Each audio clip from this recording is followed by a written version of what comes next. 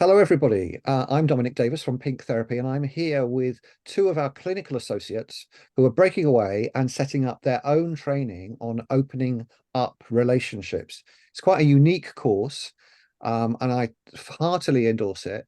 And I wanted to bring them together so that we could talk about it and you could learn more about their program. So, Nikki, what is it that's unique about your course? Because there are some other courses looking at intimate relationships now, but what's new about and unique about yours?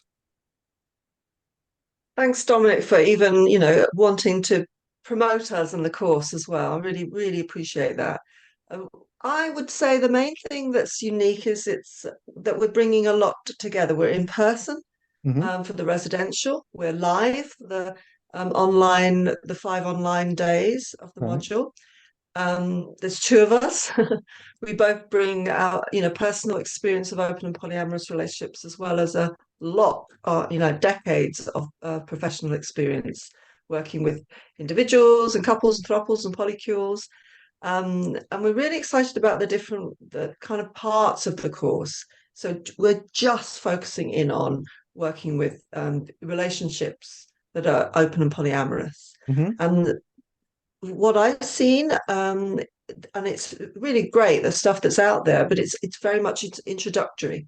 Mm. It's still, even though when I'm asked to do CPDs, it's usually half a day, a couple of hours, You can only and it's cover a little just bit, can't you? It's opening yeah, eyes. Yeah. absolutely. It's more like just a kind of it's okay to be open and polyamorous, but this is about we start from elevation. We start from someone or people already Mm. knowing that and Yeah. already knowing about mononormativity and wanting to really get into the specific and unique challenges and joys of being in multi-partnered and sexually open relationships. That's great. Thank you. Alex, do you want to add anything to that?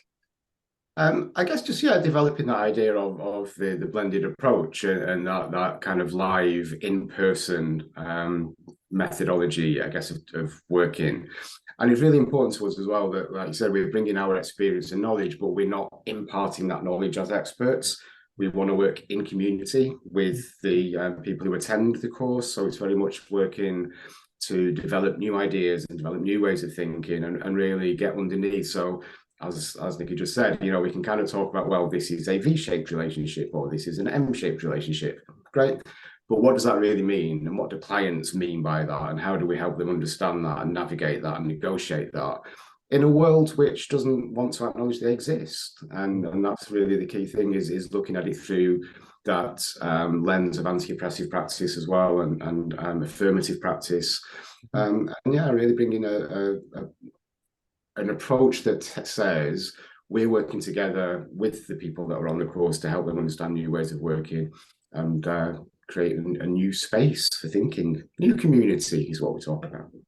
And I imagine it's likely to attract people who have lived experience, like yourselves, who have lived experience of these, but want to hone their skills, want to learn more from each other about ways of doing it, rather than people who are only used to working with couples, perhaps, or Mhm. maybe a couple people working with couples but want to expand it. So, Alex, what's different about working in with a CNM in CNM relationships therapy, working with couple therapy? Because you've done a lot of experience with Relate over the years. Yeah, yeah.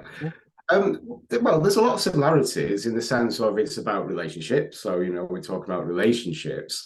But I think in the past, working with couples, you're very much focused on obviously the two people in the room, but also recognizing the world is set up to enable that relationship and that whatever challenges they don't face challenges because they're in a monogamous relationship.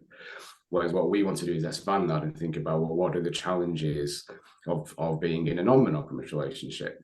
Mm. Um, and again, thinking about how different people meet different needs. Is that why you want to get into poly? So there's all that idea of how do we meet the needs of our partners in relationships, and the idea of one person being everything to you for all of time. I think is an idea that needs to be No challenged. pressure. I think it was fine when we were all dead in our 40s, but we're in a different space now. Um, so yeah, the difference I think is being able to examine your own sense of self, therefore what kind of how do partners meet those different needs? Should they be meeting those different needs? How do we exist in the world, like I said, that doesn't kind of recognize that we should exist? So there's those challenges as well. So it's being able to hear multiple voices. And even if you've only got two people in the room, which is, to be fair, is often the way that I work, even with polyamorous clients, it's just the two people. The real difference is, how do I pay attention to the people in the polycule who aren't in that space? Right. And how do I give them a voice? And how do we hear their voices? Should I hear their voices, actually? So these are the kind of things that we're going to be wrestling with, because I don't think we actually know at the moment how to do this. I think we're learning and growing and developing, and it's a very new field.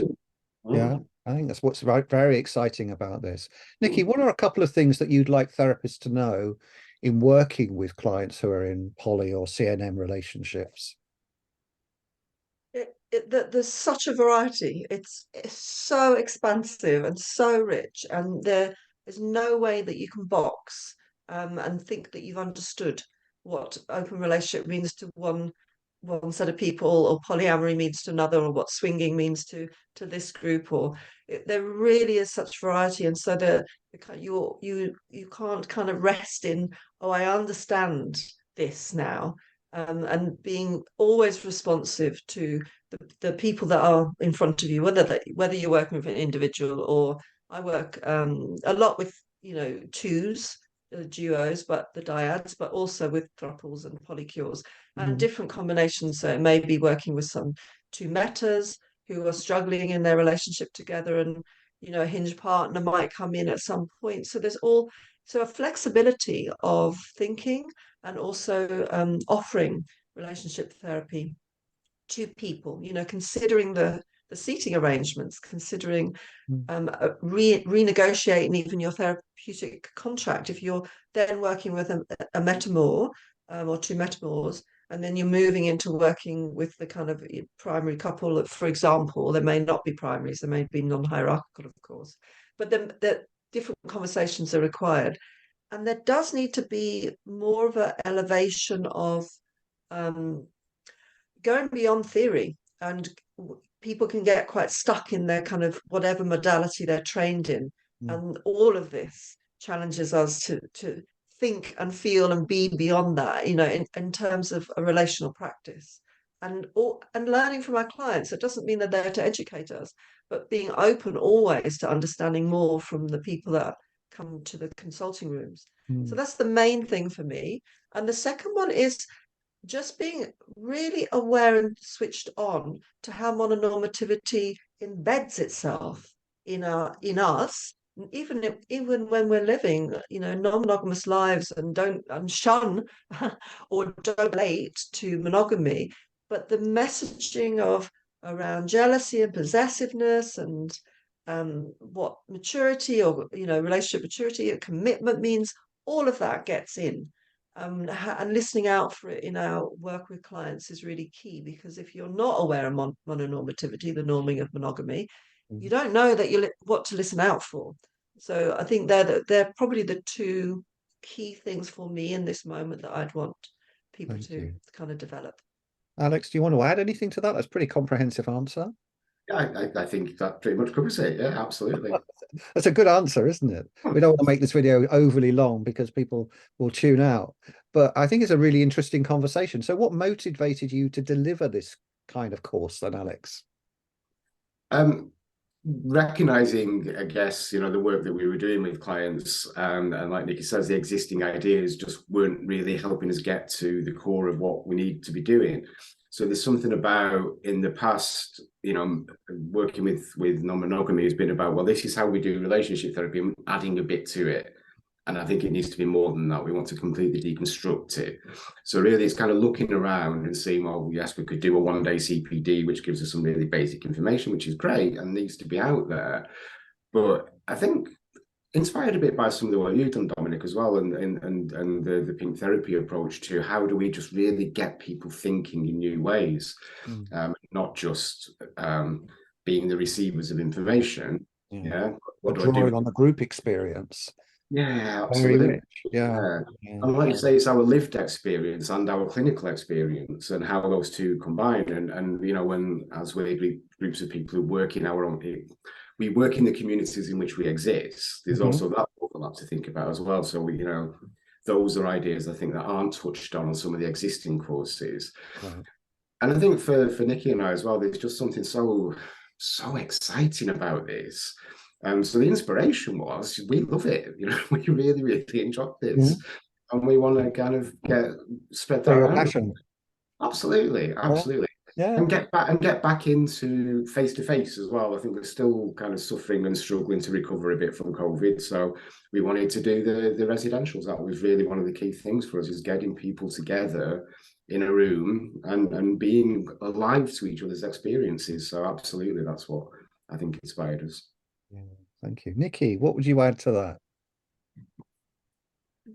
That it's not just sitting together and for the residentials and training, but there will be variety within that. Okay. We'll be eating together. There'll be an element of socializing. It's something about that inviting for the conversations that are then had, over breakfast, or it allows learning to really drop into us in a more cellular way. It becomes our being. It's not a head-based thing. It's the delivery of it. And we're going to have lots of kind of practice sessions and quite very live supervision sessions, and real encouragement for people to contribute as well as receive. And we'll finish learning more without a doubt from those that come on the training. Absolutely. And I think you've so what is that? also have a great dynamic, the two of you. I mean, you collaborated on writing us a module for our diploma course on working with relationships, and it's a great module. It's a really good module. I mean, it's a good introduction in a sense. Like you're saying, you might get on a one day, but I think doing this more extended course is going to be really a very rich experience for people. Can you name one challenge that you faced in your open or poly relationships, and what would have helped you deal with that? It's more of a personal question, so I don't know who wants to take that one. You go first. Okay. I think managing the transition, the movements between openness and polyamory and what that means. And I think this is a really important part. One of the things we'll be looking at is language and definitions and meanings. And for many people, I think the experience can be around opening up a relationship sexually, right, with rules and boundaries and all that stuff around it, but then feelings start to develop and things change, and all of a sudden we want something else, and I meet people, and managing that transition I think can be really, really hard, particularly where a couple who's opened up, one has one idea and the other has another idea, and often we find that either one wants to be open and one doesn't, or one wants to be open and one wants to be polyamorous. What does even polyamory mean? There's so much to think about there. And in my experience, no relationship therapist that I knew, or even any of the teaching I did, equipped anybody in any way to deal with that transition. Niki's work does. So Niki's model, I think, beautifully helps people manage that transition. But this is why we want to get that out there. Yeah, for sure. Niki, what would you add to that? What I just experiences noticed or the way challenges? Alex very skillfully moved it away from the personal into the professional. I wasn't going to comment on that, but okay. So I'm going to attempt to stay with the personal because it was the invitation from Dominic. Thank you. Many things have been, really difficult and challenging for me along, over the decades. But one thing that really stood out, as you said, it was when a girlfriend and I've always been non-monogamous. Monogamy has never been something I'm drawn to, but I seem to fall in love with monogamous folk. So this particular girlfriend, monogamous initially, and then wanted to open it after 3 years, which is because the conversations I kept having, these conversations about, what it is about possession, sexual ownership, all this stuff. And she wanted a veto power over to end things with other lovers when she was uncomfortable. She's a dear friend of mine now, so she would see this and go, yeah, that was me. And the veto was absolutely a disaster because the other person gets affected. The lover that then has to, I have to pull away now because my girlfriend is not comfortable, blah, blah, blah.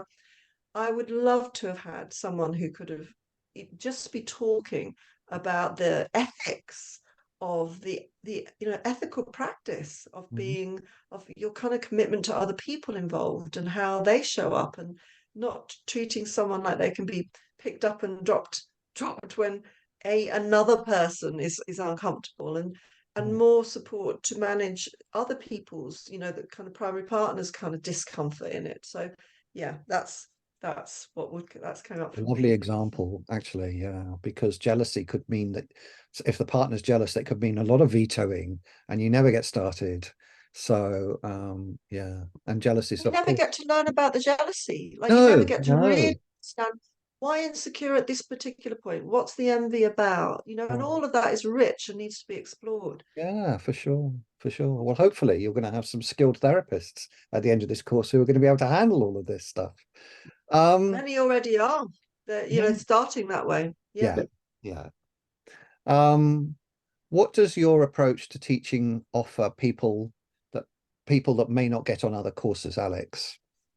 What do you think your approach offers? Again, I think the collaborative approach, I think what we're trying to do is embody queerness. And, I spent a long time standing at the front of a room, imparting knowledge to people, and I find that there's a role for that, there's a need for that. We want to go beyond that. So you'll hear us use the word elevating an awful lot. So Elevate is our drag queen that's going to be coming along, Miss Elevate.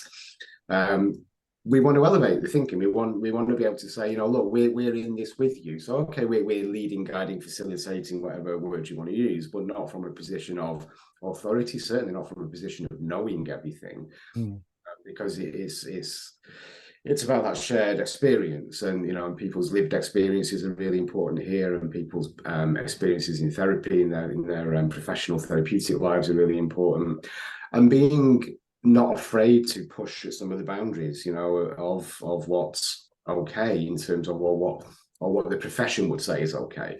Obviously, always with safety and the needs of our clients in mind. But we need to be pushing a little bit, I think, and breaking down some of the old ideas, and not just saying, oh, well, because this is how it's been done, this is how we should carry on doing it. So I think that's what we're hoping to bring. And like you mentioned before, I think Niki and I bring we come from different theoretical backgrounds. We have a lot of shared stuff, but we disagree on stuff as well. And we're happy to have those disagreements, and in the learning space have those disagreements in a way which will hopefully bring us to a new way of thinking. And I guess that's about modeling, isn't it? We're asking our clients to do that, so why shouldn't we do it? Of course, that sounds so good. Niki, final word to you. Well, What my would you add? final word is actually a question for you, Dominic. It's what would what would you want from a program like ours if you were coming on this? If I were still seeing clients in clinical practice rather than just doing supervision, which is what it is pretty much now, then I would be enrolling in this, because I think I've got so much to learn from the two of you, and so much thinking to do around this area, because there is no training, and you can read a chapter on something and you don't really get anything from it. You read it, yeah, well, I kind of knew that stuff, but actually the things that you've been talking about today, it's been an education for me, just this much. And so I would be signing up for it if I was still seeing clients. Yeah, I think there's so much for me to learn up from the two of you, and from the others who would bring the breadth and depth of their own clinical and lived experience. Yeah. So, Thanks for your generous soul. Thank you, Dominic. That for you too. all right. Shall we wrap this up? Yes, Great. indeed. Thank you.